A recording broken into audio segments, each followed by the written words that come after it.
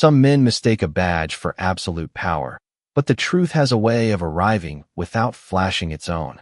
The breakfast crowd inside Maggie's Corner Diner had settled into the quiet rhythm that made small-town mornings feel predictable. Fresh coffee steamed from thick ceramic mugs, bacon sizzled behind the counter, and sunlight spilled through wide front windows onto polished checkerboard floors that had welcomed generations of regulars. Truckers traded stories about long highways, retirees debated baseball scores from the night before, and the waitress moved from booth to booth greeting nearly everyone by name. At the booth nearest the window sat a man nobody recognized. He wore a simple navy jacket over a gray button-down shirt, his posture relaxed, his movements unhurried. His name was Marcus Ellison, and if anyone had bothered to look beyond the ordinary clothes and calm expression, they might have noticed the quiet confidence of someone who had spent an entire career observing before speaking. Instead, to everyone around him, he looked like another traveler passing through a forgotten town somewhere between larger cities. Marcus unfolded the local newspaper with genuine curiosity, occasionally glancing toward Main Street as if studying the heartbeat of the community rather than merely waiting for breakfast. The waitress smiled warmly as she refilled his coffee. Passing through, she asked. Marcus returned the smile. You could say that. Beautiful town. Friendly people. We try our best, she replied proudly before hurrying toward another table. Outside, the peaceful atmosphere shifted almost imperceptibly. A sheriff's SUV rolled slowly along the curb before stopping directly in front of the diner. Several customers noticed it through the windows and instinctively lowered their voices. Sheriff Wyatt Collins had served the county for nearly 15 years. Tall, broad-shouldered, and carrying himself with unwavering certainty, he believed experience had taught him everything worth knowing about the people who entered his town. His deputies respected his authority, many residents admired his confidence, and few ever questioned his decisions. Wyatt stepped from the vehicle with measured confidence, adjusting the silver badge pinned neatly across his chest before walking toward the entrance. The bell above the diner door chimed softly as conversations faded into uneasy silence. Even those who had done nothing wrong instinctively straightened in their seats whenever the sheriff entered. Wyatt acknowledged familiar faces with brief nods before his attention stopped on Marcus sitting alone by the window. The stranger calmly buttered a slice of toast without noticing, or perhaps without reacting to, the sheriff's steady stare. Wyatt's expression hardened almost immediately. Something about the unfamiliar face seemed to challenge the unwritten rules he believed kept the town secure. He approached the booth with deliberate steps, boots echoing softly across the tile floor. "Morning," he said, though the greeting carried little warmth. Marcus looked up politely. "Good morning, Sheriff." Wyatt paused for a fraction of a second. "You know who I am." Marcus folded his newspaper carefully. Small towns have a way of introducing themselves. Several customers exchanged nervous glances. The waitress slowed near the coffee station, sensing that something uncomfortable was unfolding. Wyatt crossed his arms. "Mind telling me what brings you here?" Marcus answered evenly. "Just visiting." "Visiting who?" "The town." A faint chuckle escaped one customer before disappearing under Wyatt's stern glance. "That's not much of an answer," the sheriff replied. Marcus remained composed. "Sometimes it's the most honest one." Silence settled over the diner. The air suddenly felt heavier than the aroma of coffee and fresh biscuits. Wyatt leaned slightly closer, convinced that calmness itself was a reason for suspicion. "Identification," he said firmly. Marcus reached slowly toward his jacket pocket. Every movement reflected patience rather than fear. Before he could remove anything, Wyatt raised a hand. "Actually, keep your hands where I can see them." The waitress took an anxious step forward. "Sheriff, he's been nothing but polite." Wyatt never looked away from Marcus. "Ma'am, this is official business." Marcus rested both hands calmly on the table. "Sheriff Collins," he said in an even voice, "I believe this situation deserves a little more conversation before conclusions." Wyatt interpreted the remark as quiet defiance instead of measured advice. "Around here," he answered, "I decide what deserves conversation." Several phones quietly appeared beneath tables as customers sensed history unfolding in front of them. Marcus neither protested nor raised his voice. He simply studied Wyatt with thoughtful eyes, almost as though memorizing every word, every expression, every decision. Then, With remarkable calm, he spoke a sentence that hardly anyone in the diner would fully understand until much later. "The choices we make when nobody knows who we're talking to," Marcus said softly, "usually reveal exactly who we are." Wyatt barely reacted. Certain that authority belonged entirely to him, he instructed Marcus to stand. The room fell silent as chairs stopped moving and coffee cups remained untouched. Outside, unnoticed by everyone inside the diner, 3 black SUVs turned onto Main Street, approaching steadily beneath the bright morning sun. Marcus rose from the booth without hesitation, pushing his chair back with slow, deliberate care, as though refusing to let the tension around him dictate his pace. Every eye inside Maggie's corner diner followed him. Forks rested halfway to mouths, coffee cooled untouched, and even the sizzling sound from the kitchen seemed to fade beneath the weight of uncertainty. Sheriff Wyatt Collins stood squarely in front of him, convinced that confidence alone was enough to control the room.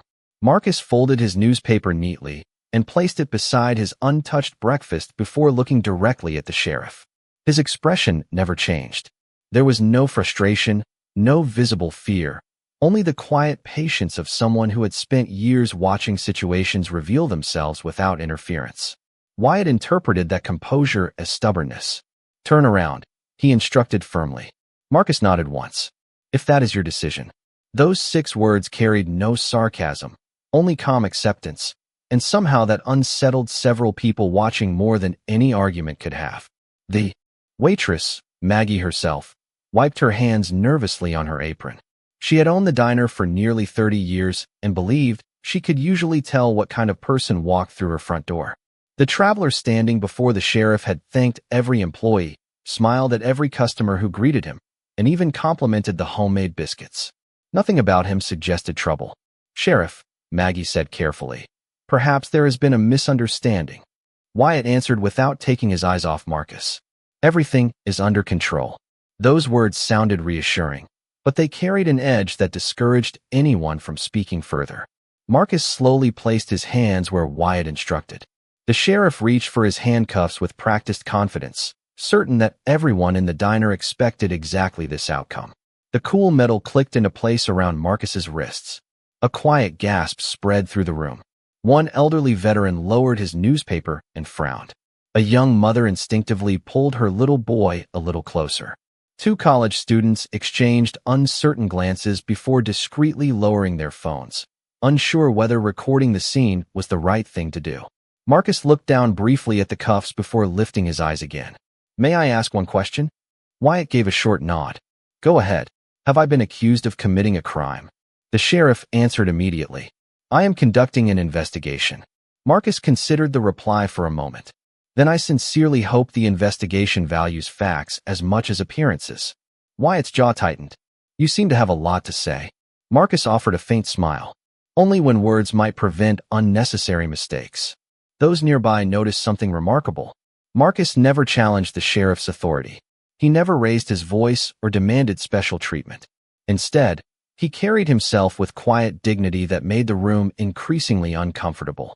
It became difficult for anyone watching to decide who truly appeared in control. Outside, the morning traffic continued along Main Street, unaware that something extraordinary was quietly unfolding inside the small diner. A delivery truck rolled past. Children laughed across the street on their way toward the town library. Life moved normally everywhere except inside Maggie's corner, where time itself seemed suspended. Wyatt gestured toward the entrance. "You are coming with me." Marcus nodded again. "Very well." As they walked together, Maggie stepped closer. "Sir," she whispered softly to Marcus, "I am sorry this happened." Marcus looked at her with genuine kindness. "Do not apologize for something you did not choose." She blinked, surprised that the man wearing handcuffs was comforting everyone else. They reached the front door. Sunlight poured through the glass, forcing several customers to shield their eyes. Wyatt pushed the door open, expecting another routine morning that would soon be forgotten. Instead, a distant sound gradually reached the diner parking lot. It began as a faint hum that most people ignored, then slowly grew louder. Heads turned instinctively toward the highway leading into town. 3 black sport utility vehicles approached in perfect formation, followed by a 4th vehicle several car lengths behind. Their windows reflected the bright morning sun, making it impossible to see inside. None displayed flashing emergency lights, yet their steady movement carried unmistakable purpose. The vehicles slowed as they entered Main Street. Store owners paused in their doorways. Pedestrians stopped talking. Even Deputy Alan Brooks, who had just arrived from the county office, watched with puzzled curiosity. "Who is that?" he quietly asked another deputy. No one answered. Wyatt glanced briefly toward the approaching convoy before dismissing it as unrelated. His attention remained fixed on Marcus. "Looks like you picked the wrong morning to visit my town," he remarked confidently. Marcus looked toward the approaching vehicles only for a brief second before returning his gaze to the sheriff. His voice remained calm, almost thoughtful. "Sometimes the most important mornings are the ones that begin like every other day." The convoy rolled closer, slowing until it reached the diner parking lot. Engines fell silent almost simultaneously. For one long moment, nobody stepped out. The entire street seemed to hold its breath as every pair of eyes shifted toward the dark vehicles waiting beneath the clear blue sky. The first door opened with quiet precision. Then the second, then the third. Men and women in dark business attire stepped onto the pavement with disciplined confidence, their movements calm rather than hurried. There were no dramatic gestures, no raised voices. Only the unmistakable professionalism of people who understood that authority never needed to announce itself. The entire street watched in complete silence. Deputy Alan Brooks instinctively adjusted his uniform, unsure why his pulse had suddenly quickened. Sheriff Wyatt Collins narrowed his eyes, trying to understand why a convoy of federal vehicles had arrived without any notice from the county office. His confidence remained intact, but uncertainty had quietly entered the edges of his expression. One of the newcomers, a silver-haired man carrying a slim leather portfolio, walked directly toward the diner entrance. His polished shoes echoed softly against the sidewalk. Two other officials followed several steps behind, scanning the area with practiced awareness but never appearing threatening. They seemed less interested in the sheriff than in the man standing calmly beside him wearing handcuffs. The silver-haired official stopped only a few feet away. His eyes settled briefly on Marcus before turning toward Wyatt. "Good morning, Sheriff Collins," he said politely. Wyatt nodded cautiously. "Can I help you?" The man reached inside his jacket and presented a federal identification wallet. Wyatt examined it carefully, immediately recognizing the seal. His posture stiffened ever so slightly. "Special Agent Daniel Harper," the identification read. Wyatt returned the credentials without changing his expression. "What brings the Federal Bureau of Investigation to my town this morning?" Harper answered with remarkable calm. "We are here to meet someone." Wyatt glanced briefly toward Marcus before looking back at Harper. "You are a little late. I am conducting official business." Harper's eyes followed Wyatt's glance toward the handcuffs before returning to the sheriff. "So I can see." The words were respectful, yet something beneath them made several people standing nearby shift uneasily. Marcus remained silent throughout the exchange. His attention rested on the quiet rhythm of the morning rather than the growing tension surrounding him. Across the street, the owner of the hardware store had stepped outside. Customers gathered near storefront windows, whispering to one another as more federal employees exited the remaining vehicles. No one appeared alarmed. Instead, curiosity spread through the town like the slow arrival of a summer storm. Maggie stood just inside the diner doorway, drying her hands on her apron, although they were already dry. She had never seen so many federal officials visit their community at one time. More importantly, every single one of them seemed surprisingly composed despite finding a man in handcuffs waiting beside the sheriff. Imagine standing there, watching strangers arrive who clearly knew something that everyone else did not. Imagine wondering whether the story unfolding before your eyes was about to change completely. Sometimes the loudest turning point in a person's life begins with silence instead of noise.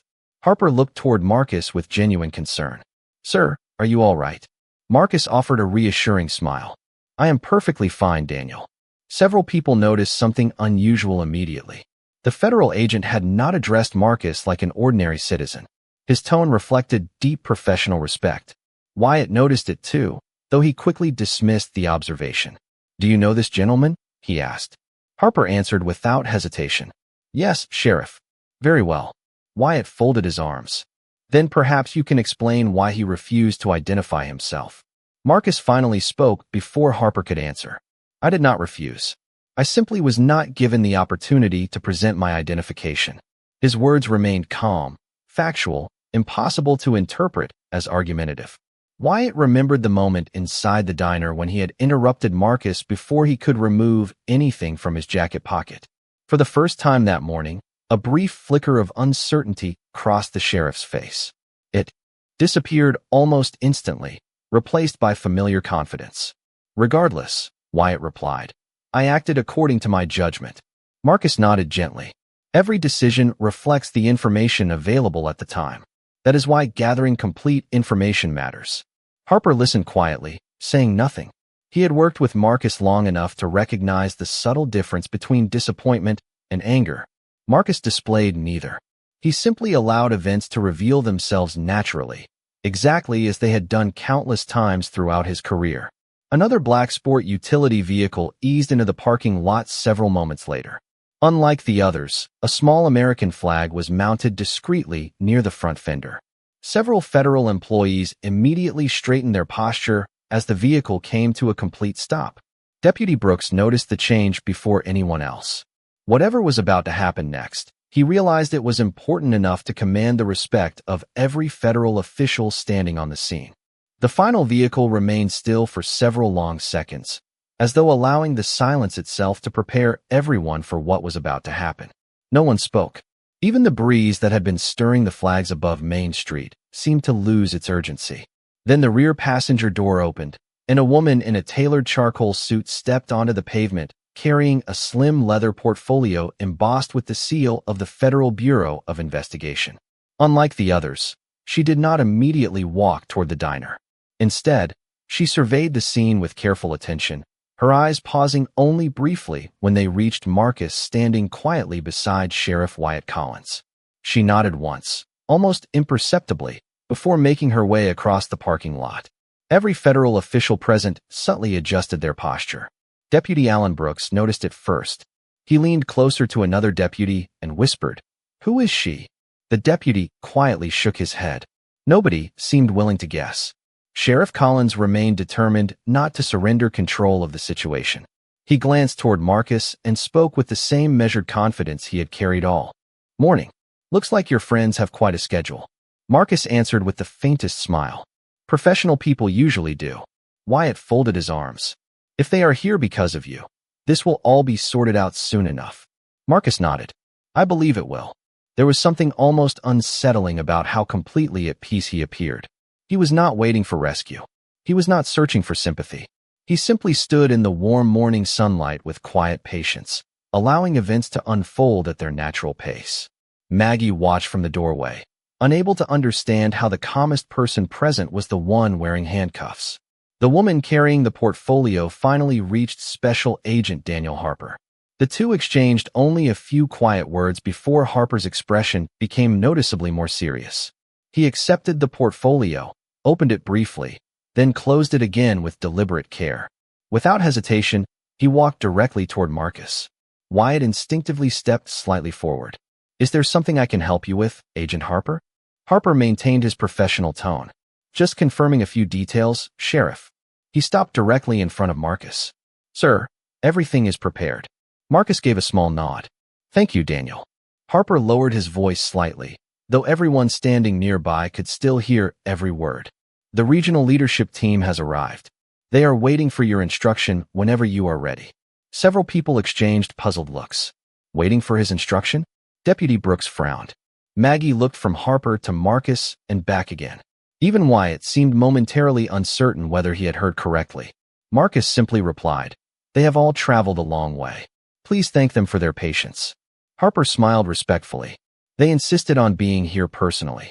The sheriff interrupted before the conversation could continue. "Agent Harper, perhaps you should explain exactly what is happening." Harper turned politely toward him. "I intend to, Sheriff." He paused for only a heartbeat before adding, "There is just one detail that should be corrected first." Wyatt glanced toward the handcuffs, then back. At Harper. "Corrected?" Harper met the sheriff's eyes without any trace of hostility. "Yes, sir." Before another word could be spoken, the woman with the portfolio approached Marcus directly. She stopped within arm's length and offered a respectful greeting. "Good morning, Director." The single word drifted across the parking lot with astonishing clarity. "Director." Nobody moved. Nobody even seemed to breathe. The conversations along Main Street disappeared completely. Deputy Brooks blinked in disbelief. Maggie covered her mouth with one hand. The college students who had quietly recorded parts of the morning lowered their phones in stunned silence. Sheriff Collins stared at Marcus, certain he had misunderstood. "Director," he repeated slowly. The woman answered without hesitation. "Director Marcus Ellison, Federal Bureau of Investigation." The words landed with quiet certainty rather than dramatic force, making them all the more impossible to dismiss. Harper reached into his jacket and carefully removed a dark blue leather credential case. He opened it just enough for Wyatt to clearly see the official identification inside before closing it again. "Sheriff Collins," he said respectfully, "allow me to formally introduce Director Marcus Ellison. He arrived in your town yesterday evening as part of a confidential leadership assessment and community observation visit authorized directly through headquarters." Wyatt remained completely still. His eyes shifted from the credentials to Marcus, then back again, searching desperately for some explanation that would make the last 30 minutes unfold differently in his memory. Marcus looked at him with the same composed expression he had carried since breakfast. There was no satisfaction in his face, no anger, no triumph, only quiet disappointment that facts had been overlooked before assumptions had taken their place. In that moment, surrounded by townspeople, deputies, and federal officials, the weight of a title mattered far less than the realization that respect should never have depended upon it in the first place. Inevitably, every pair of eyes turned toward Sheriff Wyatt Collins. Only moments earlier he had stood, with unquestioned confidence, convinced that every decision he made represented the law of the town. Now the morning felt completely different. The air itself seemed heavier, not because anyone had shouted or argued, but because the truth had quietly entered the conversation. Wyatt looked at the handcuffs around Marcus Ellison's wrists before slowly raising his eyes. For the first time since walking into Maggie's Corner Diner, he appeared uncertain. "Director," he began, the title feeling unfamiliar as it left his mouth. Marcus answered gently. "Yes, Sheriff." There was no satisfaction in his voice, no hint of revenge. Only the same calm professionalism that had defined every word he had spoken since breakfast. Wyatt cleared his throat. "If there has been a misunderstanding, I am prepared to resolve it immediately." Marcus nodded slightly. "Misunderstandings can be corrected. That is one of the strengths of good institutions." The answer surprised everyone listening. It would have been easy to embarrass the sheriff. It would have been easy to remind the growing crowd how quickly assumptions had replaced facts. Instead, Marcus chose restraint. Special Agent Daniel Harper stepped forward respectfully. "Sheriff Collins, with your permission, I would like to remove the restraints." Wyatt hesitated only briefly before retrieving the key. His movements were noticeably slower than before. As the handcuffs were unlocked and removed, Marcus quietly rubbed one wrist for only a moment before lowering his hands naturally to his sides. There was no dramatic gesture, no visible frustration. He simply thanked Harper with a polite nod. Maggie exhaled a breath she had not realized she had been holding. Several customers inside the diner quietly applauded, but Marcus gently lifted one hand. "Please," he said with a warm smile. "There is nothing to celebrate yet." The applause faded. Curiosity replaced relief. Marcus looked around at the familiar faces gathered outside the diner. Communities become stronger when difficult moments become opportunities to learn instead of opportunities to divide. His words were measured, thoughtful, and spoken as though addressing neighbors, rather than strangers. Deputy Alan Brooks found himself listening more carefully than he ever had during a departmental briefing. Harper opened the leather portfolio and carefully handed Marcus a thin folder. Marcus accepted it, but did not open it immediately. Instead, he looked back toward Wyatt. "Sheriff, do you know why I chose to visit this town without advance notice?" Wyatt slowly shook his head. "No, sir. Because reports and statistics never tell the entire story. Communities do." Marcus glanced briefly toward the storefronts lining Main Street before continuing.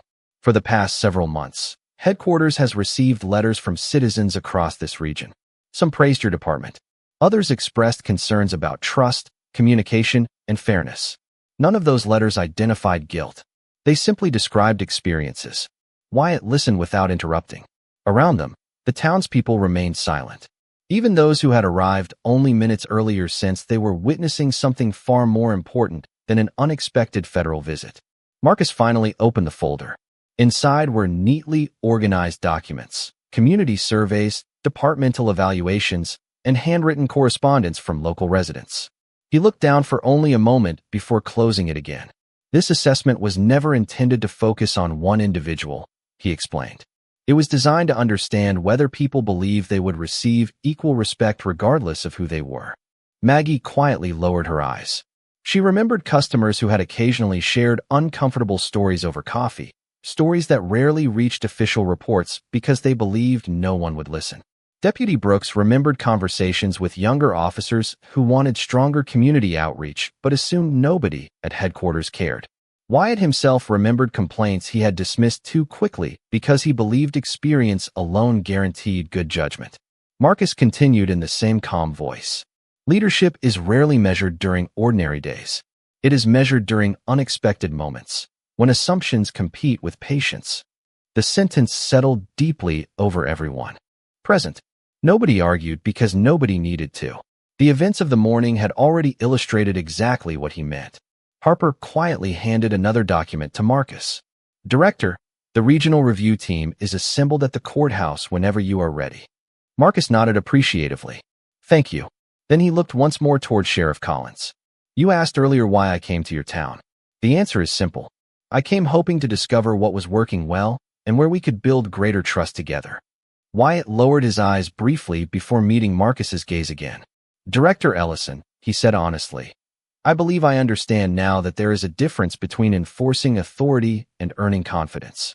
Marcus offered a small, sincere smile. That realization is where meaningful leadership often begins.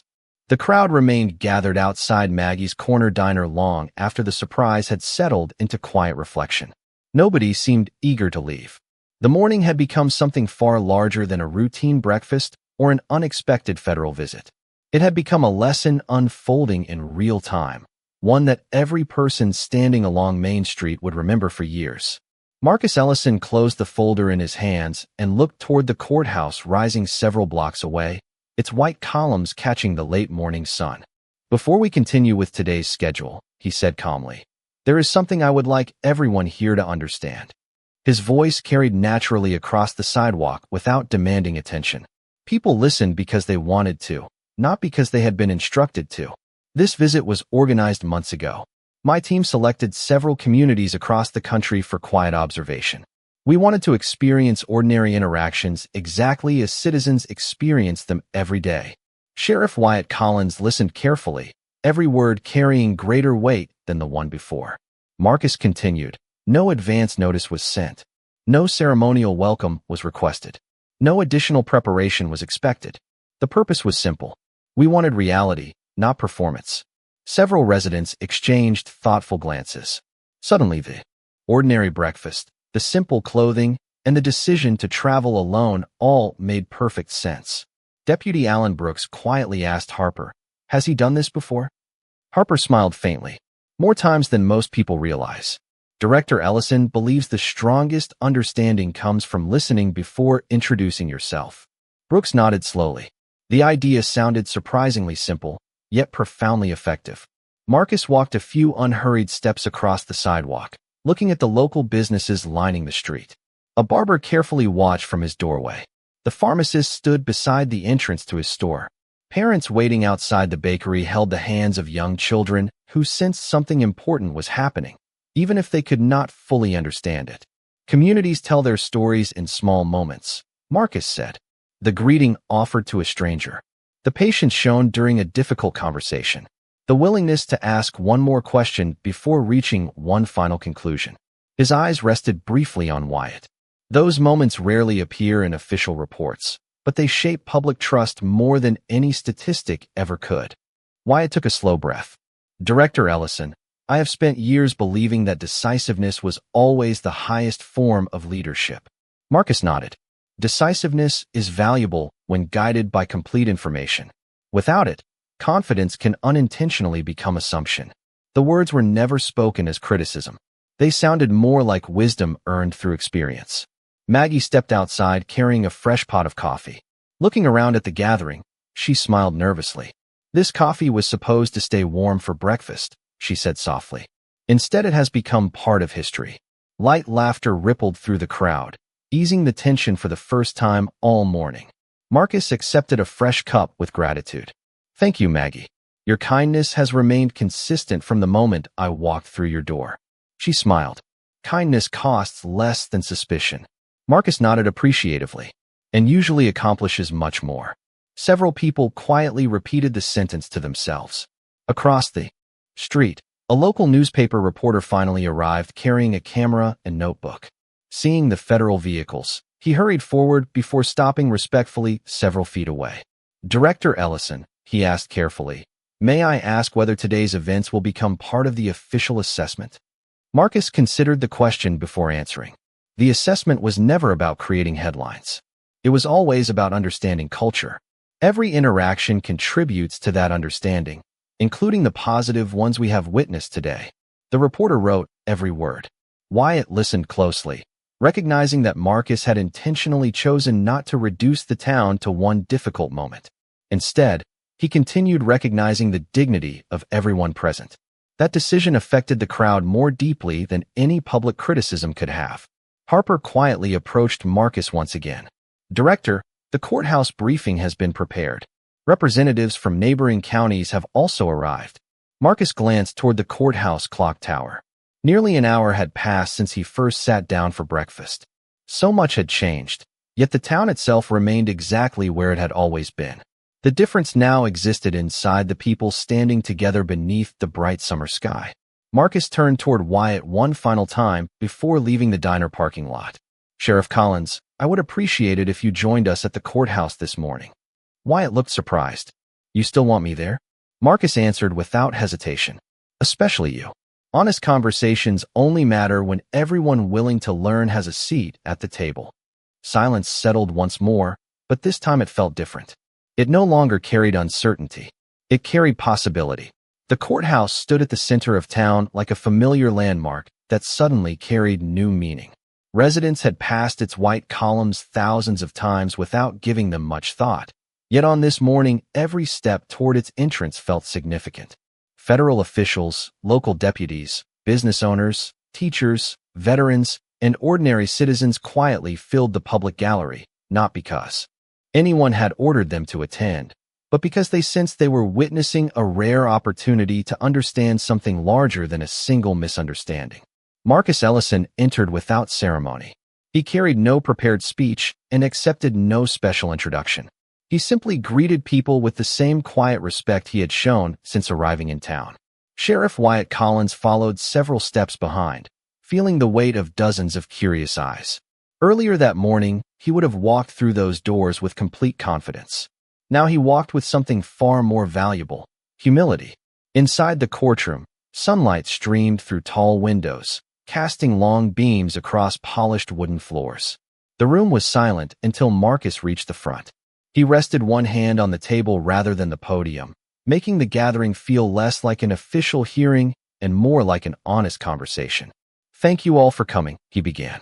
I know many of you changed your plans this morning. I appreciate that.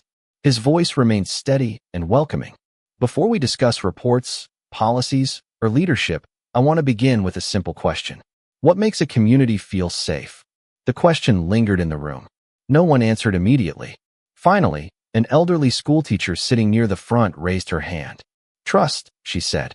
Marcus smiled warmly. Thank you. A firefighter seated beside her added. Knowing people will treat you fairly. Marcus nodded again. A local minister quietly said, respect. Marcus looked around the courtroom. 3 different answers, yet they all point toward the same foundation. People trust institutions when they believe they will be treated with dignity before they are judged. His words settled gently across the room. There was no accusation, only reflection. He continued, every badge, every uniform, every public office represents responsibility before authority. Communities remember how they are treated long after they forget individual incidents. Wyatt listened from the front row, recognizing pieces of his own morning reflected in every sentence. Marcus reached into the folder Harper had given him earlier and removed several handwritten letters. These are not complaints, he explained. These are voices. Parents describing their hopes. Business owners sharing concerns. Young people explaining what makes them nervous during routine encounters. Retired officers offering advice from decades of experience. None of these letters asked for perfection. They simply asked to be heard. He carefully placed the letters back into the folder. Leadership begins by listening. The room remained completely still. Even the courthouse clock seemed quieter than usual. Marcus looked toward Wyatt, not with judgment, but with invitation. Sheriff Collins, would you be willing to share something you learned today? Every face turned toward the sheriff. Wyatt slowly stood. He looked around the courtroom before taking a careful breath. This morning I believed confidence meant acting quickly. I now understand that real confidence also includes taking time to understand the person standing in front of you. He paused briefly. I allowed assumptions to speak before facts had the opportunity. That is not the example I want my deputies to follow. His voice remained calm, but sincere. For that, I accept responsibility. No one interrupted him. No one applauded. The silence itself honored the honesty of the moment. Marcus offered a respectful nod. Accountability is never the end of leadership, he said softly. It is often the beginning. Several deputies exchanged thoughtful glances. Deputy Alan Brooks quietly wrote those words into the small notebook he carried in his uniform pocket, deciding they were worth remembering long after the meeting ended. As sunlight continued filling the courtroom, the atmosphere no longer felt defined by embarrassment or tension. It felt defined by possibility, by the realization that one difficult morning could become the first chapter of a stronger relationship between those who served the community and the people who called it home. The meeting continued long after the formal discussion ended because nobody seemed eager to leave. Instead of gathering into separate groups, people who rarely spoke to one another found themselves standing together in the courthouse hallway. Deputies exchanged quiet conversations with teachers. Business owners introduced themselves to federal officials. Parents who had once believed their concerns would never reach anyone in authority discovered that someone had not only listened but had traveled hundreds of miles simply to understand their experiences firsthand.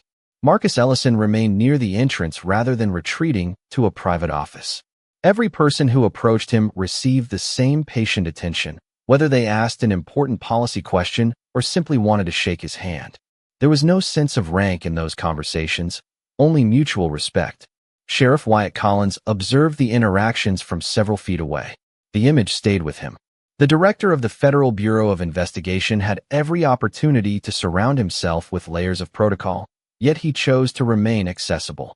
Wyatt quietly realized that true authority often looked remarkably different from the version he had spent years trying to project. Special Agent Daniel Harper stepped beside Marcus with a small folder. Director, the regional assessment team has completed its preliminary recommendations. Marcus accepted the folder but did not open it immediately. Have the local department representatives been included? Harper nodded. Yes, sir. Every recommendation emphasizes partnership, additional training opportunities, community engagement, and stronger communication practices. Marcus smiled with approval. Good. Improvement should never feel like punishment when people are willing to grow. Those standing nearby heard the remark, including Wyatt. The words settled deeply within him because they reflected exactly what he had been hoping, though he had not expected it after the morning's events. A county commissioner approached cautiously. Director Ellison, she said, many people expected today's visit to end with public criticism. Marcus answered thoughtfully. Criticism by itself rarely changes culture. Honest reflection followed by meaningful action usually does. The commissioner nodded slowly. That is a perspective I hope our community remembers. Marcus looked around the courthouse lobby where conversations continued naturally. Communities become stronger when trust is built one interaction at a time. There is no shortcut for that process. Meanwhile, Deputy Alan Brooks found himself speaking with Maggie from the diner. I keep replaying this morning, he admitted. The director never once demanded special treatment. Maggie smiled gently. Because he believed respect should never depend on a title. Brooks looked toward Marcus. I think I finally understand what he meant when he said that the choices we make before we know who someone is reveal who we are. Maggie nodded. That sentence belongs on the wall of every public building. Across the room, Wyatt slowly approached Marcus. There was no audience surrounding them now, no tension, no uncertainty. Only two public servants standing face to face after a difficult morning. Director Ellison, Wyatt began quietly, I have been thinking about something you said outside the diner. Marcus gave him his full attention. Which part? You said leadership is measured during unexpected moments. Marcus smiled faintly. Yes. Wyatt lowered his eyes briefly before continuing. I cannot change the decision I made this morning, but I can decide what kind of leader I become tomorrow. Marcus nodded with genuine respect. That is all any of us can do. Every day offers another opportunity to choose wisdom over assumption. Wyatt extended his hand. Marcus accepted it without hesitation. Their handshake was firm, calm, and free of ceremony. No cameras surrounded them. No reporters interrupted. It was simply the quiet acknowledgement that growth often begins with humility rather than pride. Harper watched the exchange and smiled almost imperceptibly. He had accompanied Marcus on many community visits over the years, and he knew this moment represented the outcome the director valued most. Not embarrassment, not headlines, transformation. Before leaving, Marcus handed Wyatt a single page from the assessment folder.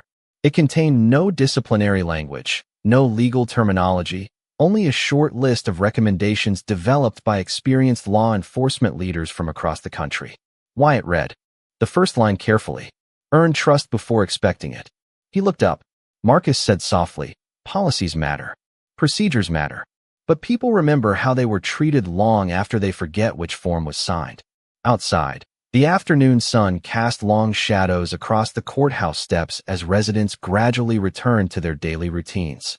The federal vehicles remained parked quietly along the curb, waiting for the director's departure, while inside the courthouse a new conversation had already begun. One focused not on what had happened that morning, but on what kind of community everyone wanted to build together from that day forward. Late that afternoon, the federal convoy quietly departed, disappearing beyond the tree-lined highway until the last vehicle became nothing more than a distant reflection beneath the summer sky. Main Street slowly returned to its familiar rhythm. Store owners unlocked doors that had remained closed longer than usual. Children rode their bicycles past the courthouse. The lunch crowd began filling Maggie's corner diner once again, yet something invisible had changed. The conversations sounded different. People greeted one another with a little more patience, listened a little longer, and smiled a little more often. It was as though the town itself had taken a long look into a mirror and discovered an opportunity to become something better. Sheriff Wyatt Collins remained standing on the courthouse steps long after everyone else had gone back to work.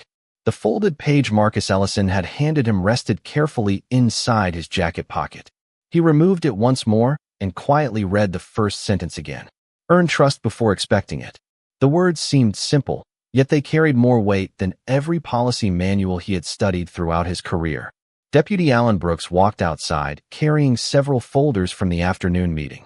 Sheriff, he asked carefully, what happens now? Wyatt looked across the town square before answering. Now we start earning the confidence we have always assumed we already had. Brooks smiled. That sounds like a lot of work. Wyatt nodded. It probably should be. During the weeks that followed, small changes quietly began appearing throughout the department. Community meetings were scheduled every month instead of every quarter. Deputies spent more time speaking with residents outside of emergencies. Local high school students were invited to tour the station and ask honest questions about law enforcement. Business owners met regularly with officers over coffee instead of waiting until problems arose. None of those changes made national headlines. None attracted television cameras. Yet they gradually rebuilt something far more valuable than publicity. They rebuilt trust. Maggie noticed the difference first. Deputies who once hurried through breakfast now stayed long enough to greet customers by name. Parents no longer hesitated before approaching officers with concerns. Even visitors passing through town remarked that people seemed unusually welcoming. One afternoon, nearly 6 months after that unforgettable morning, a plain white envelope arrived at the sheriff's office without any return address. Wyatt opened it carefully. Inside was a handwritten note containing only a few sentences. Sheriff Collins, meaningful leadership is never defined by a single mistake. It is revealed by what follows afterward. Thank you for choosing growth over pride. Continue listening. Continue learning. Continue serving. There was no signature, but none was necessary. Wyatt folded the letter carefully and placed it beside the page he had carried every day since the director's visit. Together, they became quiet reminders that authority could open doors, but character determined what happened after walking through them. Across the country, Marcus Ellison continued visiting communities without advance notice, sitting inside neighborhood diners, walking through public parks, speaking with teachers, veterans, students, and local officers. Most people never recognized him. That was exactly how he preferred it. Every ordinary conversation revealed something no prepared presentation ever could. Every unguarded interaction offered another chance to understand how institutions truly touched everyday lives. He often reminded younger agents that respect should never begin after credentials were displayed. It should begin with the very first hello. Back in the small town where one unexpected breakfast had changed countless perspectives, the booth near the front window at Maggie's Corner Diner gradually became known as the director's booth. Nobody placed a plaque there. Nobody reserved the seat. The nickname simply appeared through conversation, passed from one customer to another until it became part of local tradition. New visitors occasionally asked why the booth had such an unusual name. Maggie would smile as she poured fresh coffee and answer with the same quiet wisdom every time. Because one morning a stranger sat there, and he reminded all of us that the most important thing you can ever recognize about another person is not the title they carry. It is the dignity they deserve before you know anything else. And perhaps that is the lesson worth remembering long after the convoy disappeared and the headlines faded. A badge may represent authority, a title may represent responsibility, but character is revealed in the moments when no one believes they are being tested. On that ordinary morning, one man arrived wearing neither pride nor anger. Another arrived wearing unquestioned confidence. By sunset, only one truth remained standing. Real justice does not begin when power is recognized. Real justice begins when every person is treated with equal respect before power is ever revealed.